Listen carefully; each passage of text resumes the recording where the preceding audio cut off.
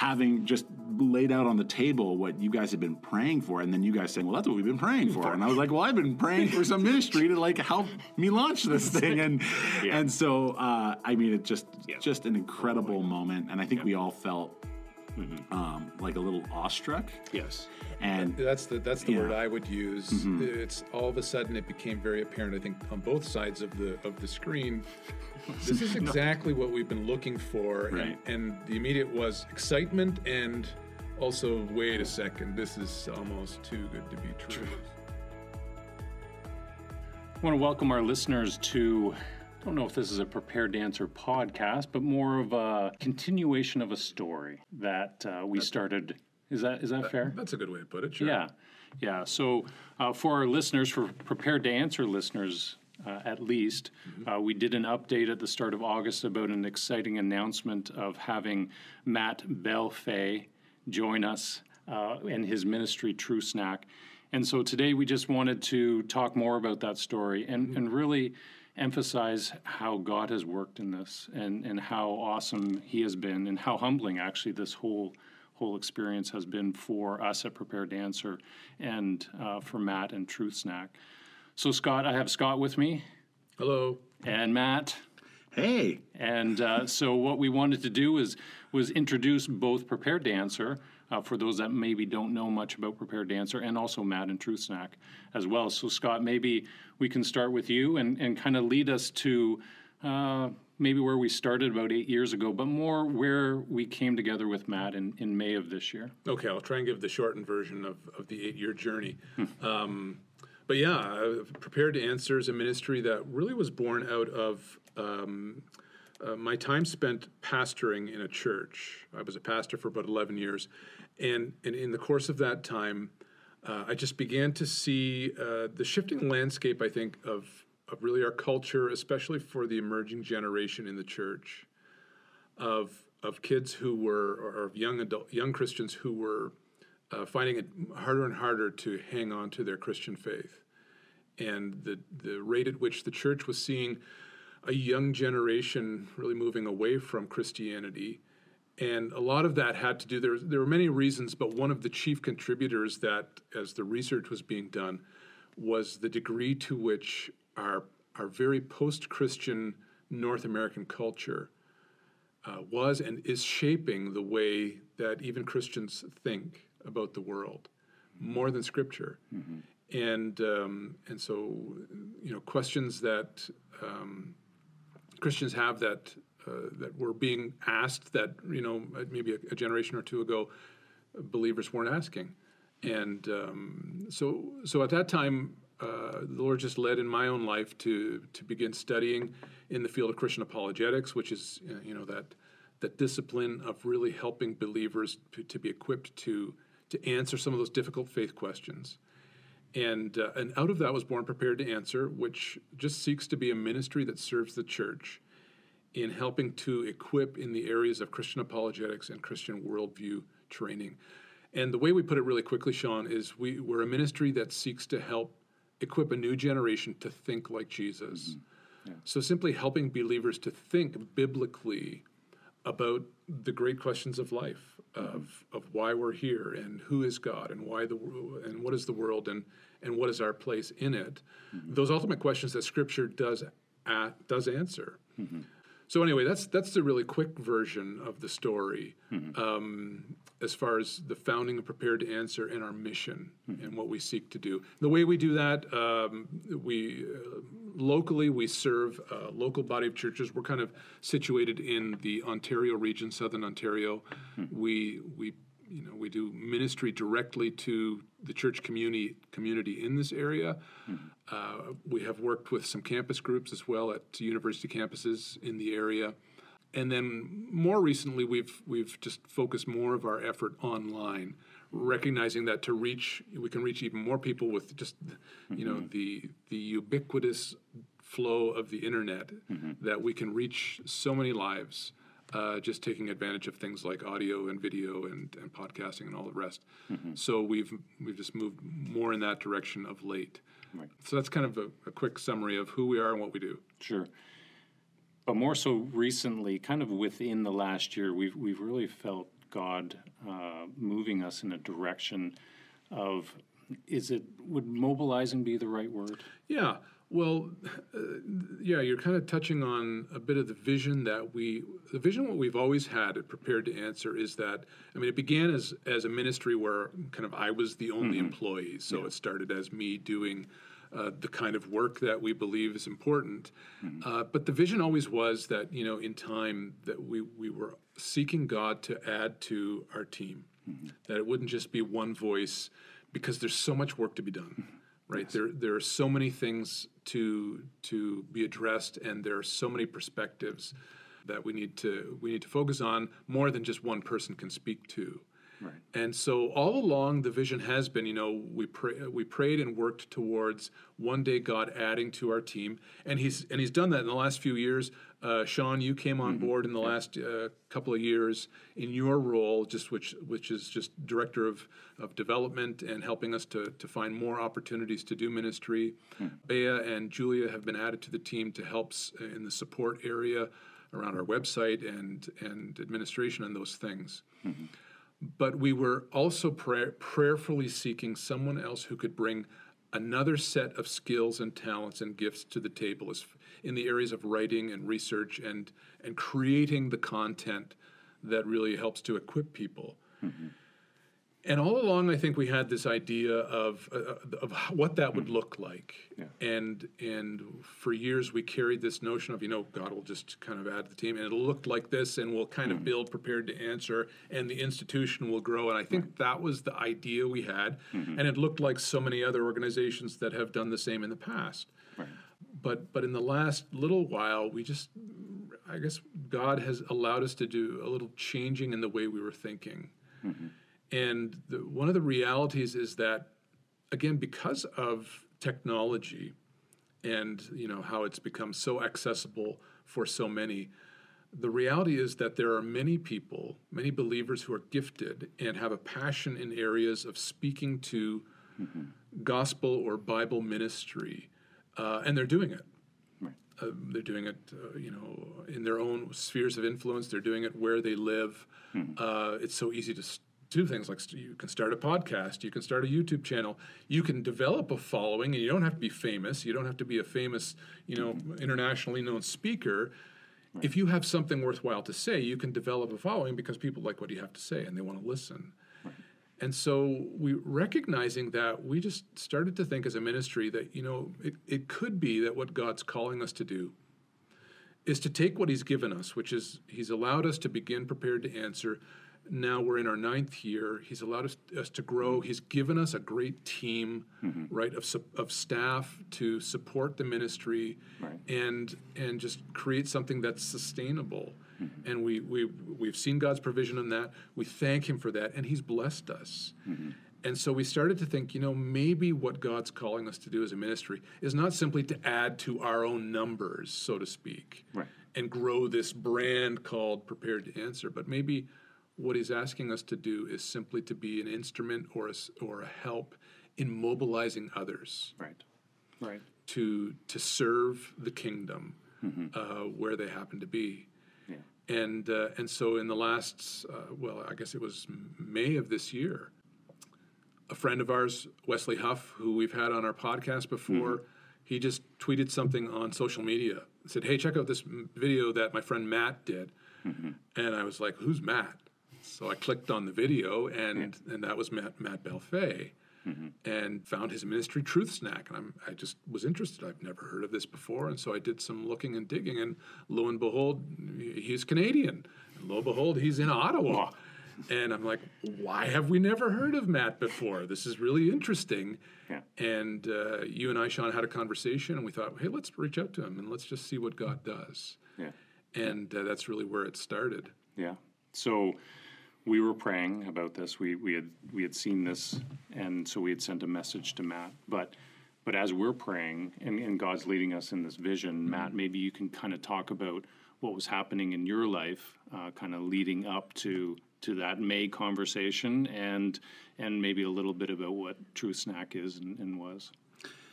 Yeah, it's great to hear the backstory. It's like the prequel It's like I lived my story, and then it's like, but the story behind the story, you know, you like the origin story of the superhero or something. Like, so it's all so fun and fascinating to hear for me the other side of the coin, or whatever you want to call it, the prequel, or So I mean, I guess I'll start with Truth Snack because everything you were saying, Scott, so true. I just had a dream to start a YouTube channel. I thought it'd be a ton of fun.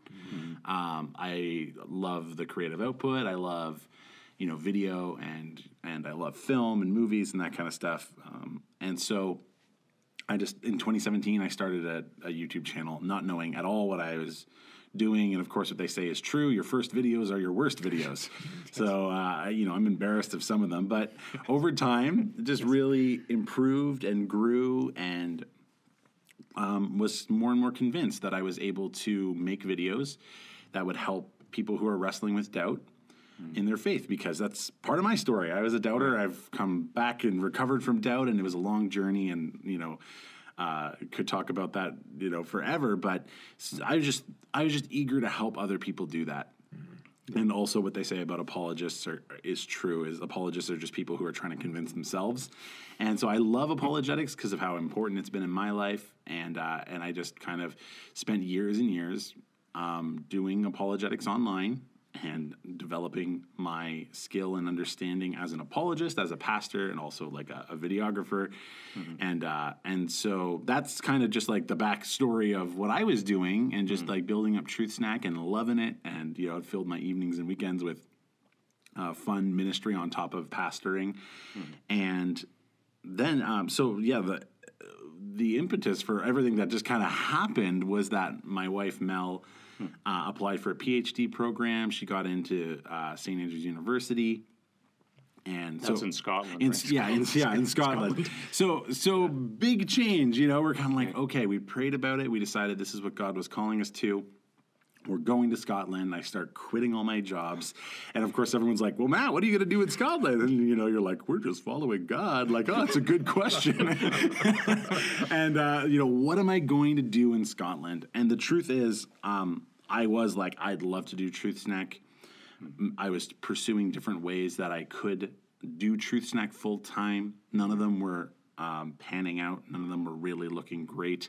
What I desperately needed was accountability structures. I needed admin support. I needed financial structures that I could benefit from in terms of finding that support, because most people don't want to hand you $20 and say, go get them, kid. If they want to support a ministry, they want to know what's going on with the money, what's going on with the ministry. And so those were some of my really practical needs. And it was hard to find a way forward with Truth Snack. And I was a little bit going into survival mode and accepting that it might be possible that I'm bagging groceries or working at a grocery store or working at a restaurant just to support Mel and I while we were overseas. So you want me to talk all about the entry of my favorite character, Shawn, into the story? So honestly, that morning I was expressing to Mel just how discouraged I was about not knowing what to do with Truth Snack and the real clear sense of calling from God I felt to do that ministry. And I honestly was saying, I really feel like I either am going to do this full time, or it's time for me to just kind of close that chapter and go into whatever's next. And I didn't feel overly devastated by that. I just went, seasons change and God has something else. But I was kind of getting to that point, but I had been reached out to by some random internet weirdo, Shawn, who wanted to chat with me about Truth Snack, and you've said it. It's pretty much true. I kind of blew you off. I kind of was like, hey, I have there's a YouTube. I think we even used that term. You showed me Matt's initial response, and I said, he's blowing you off. Yeah, totally. That's a total blow off. Yeah, I know. I'm not going to take no for an answer. Well, you have to understand, when you have a YouTube channel, people want just free YouTube advice, and I'm often willing to give it. But I started a YouTube group where YouTubers talk, especially those who are in YouTube apologetics. So I thought that's what you're after, and I said, there's a great group here, and you'll get everything you need. And then you were like, no, I really want to talk. And I was like, okay, well. Yeah. I'll take you on round two. Yeah. And so we had that meeting, and like we said, we were chatting, we were all kind of holding our cards close to our chest, just what you were thinking and what I was thinking. And I knew what I was hoping for and dreaming for and what Mel and I had been praying about. Yep. And you asked all about, why'd you start Truth Stack? How's it going? What's next? Yep.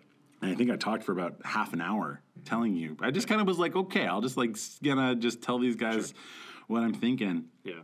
Yeah. And people, you need to understand there was absolutely no contact between Matt and Prepared to Answer up to this Zoom meeting. Mm-hmm. There was no connections church-wise. There was no connections family. We were complete strangers. Yeah. And this is the first time we'd ever met was through Zoom, which is awkward at the best of times, right? Yeah. And especially awkward when you don't know each other. So I think it's fair to say it was a fairly awkward conversation at first. Yeah. Like Matt, you were saying, we were holding all our cards close to our chest. But then Matt, you were gracious and disclosed a few details about your life, which then I think helped us go, you know what, this guy's for real. And so we kind of laid our cards down, and the more that conversation happened, the more we realized it felt like God was moving that there was what we were praying for. It was like on our little Zoom screen was coming to life. And it was just amazing. Well, what it felt like for me was I kind of told you, I feel like, I said, I feel like I talked about True Snack for half an hour. And it's such an amazing thing to then you guys start talking about your dreams and what you've been praying about, wanting to kind of mobilize ministries. Mm-hmm. And I feel like you said 3 or 4 things that I had said. We've been praying for a young pastor guy who wants to do apologetics online and wants to stay connected with the local church. And I was just like, ding, ding, ding, ding. And I was like, okay. And just that moment of realizing without any manipulation, without trying, that I was really expressing who I was, which were things that you were looking for. And that's the best feeling. The worst feeling is being in some kind of job interview and trying to fit yourself into a box to get a job. Right. Having just laid out on the table what you guys have been praying for, and then you guys saying, well, that's what we've been praying for. And I was like, well, I've been praying for some ministry to help me launch this thing. And so, it just an incredible moment. And I think we all felt like a little awestruck. Yes. And that's the word I would use. Mm-hmm. It's all of a sudden it became very apparent, I think, on both sides of the screen. This is exactly what we've been looking for. Right. And the immediate was excitement and also, wait a second, this is almost too good to be true, so something must be wrong. Right. And I want you to put yourself in my shoes for a second. Like these two guys, we want to help you and support you and love you. I was like, who are you people? What cult do you represent? Yeah, so it was, but the truth is that it's been very humbling. Yes. Very affirming, I think. Yeah. And I have been comparing it to like the crossing of the River Jordan with Israel and Joshua, and how the priests step into the water in faith, and the water stops immediately, and that's because God had prepared the river for them, heaping up the water upriver for them. And so God has this. This excites me just because I love this kind of stuff. But God is so gracious that He will begin preparing to answer the prayers you haven't even prayed yet. Yeah. That blows my mind. Yeah. That's what has happened, is happening. Yeah. I've been praying for, how's Truth's not going to work since March? Yeah. And yet He's been working with you guys in your hearts for years. And I just see that grace, and it's just, it's faith building. It honestly is. It is. Yes, completely. Yeah. And so we'd had that conversation, and then Scott, you and Matt had talked a while, and we just really felt that there was, God leading in this for sure. Mm-hmm. And then I would say maybe a couple of weeks later, we got a call from a faithful supporter, and they had said, we had received an inheritance, just felt moved to give to Prepared to Answer. Is there any special project that you are looking for support on? And to be honest, we need funding for our ministry all the time, but we have never. No one's ever asked us that. And nor have we ever had a special project. No. Right? And it just, again, it was one of those awe moments. Because had the email come 2 weeks earlier, yes, our answer would have honestly been, no, we don't really have anything in the works. Right, yeah. So you had God's timing in it, and then you see these It's like exactly what you need being supplied all of a sudden. Right. And it is, the word you used is humbling, and that's the word I keep thinking of again as well, is that it's humbling to see how it's so clearly God at work. Yeah. Not because of anything, not because we're clever or anything we've done. No. We just stand in awe of what God's graciously doing. Yeah. It's incredible to feel like, I love board games, and and in like those board games where you're trading with people, you often feel like you're losing or getting the raw end of a deal. It's so incredible to sit around a table and for everyone to feel like they're winning. Yes. Like this is exactly what I want, and I'm just like terrified that at some moment you guys are going to wake up and go like, wait a second, this guy's getting everything he wants, and what are we getting? But I mean, it's a blessing that you guys are like, well, you're what we've been praying for, and I'm like, well, you're what I've been praying for. And that's just like, honestly, in a world where it feels like there's a lot of win-losses for people, or people feel like they're making do with what they can get, this feels so incredible. And I feel really blessed by your guys' support and generosity already. It's been incredible. Well, and I think along with that, and given, I think what we need to recognize too is it's not just those of us at this table who are getting what we want.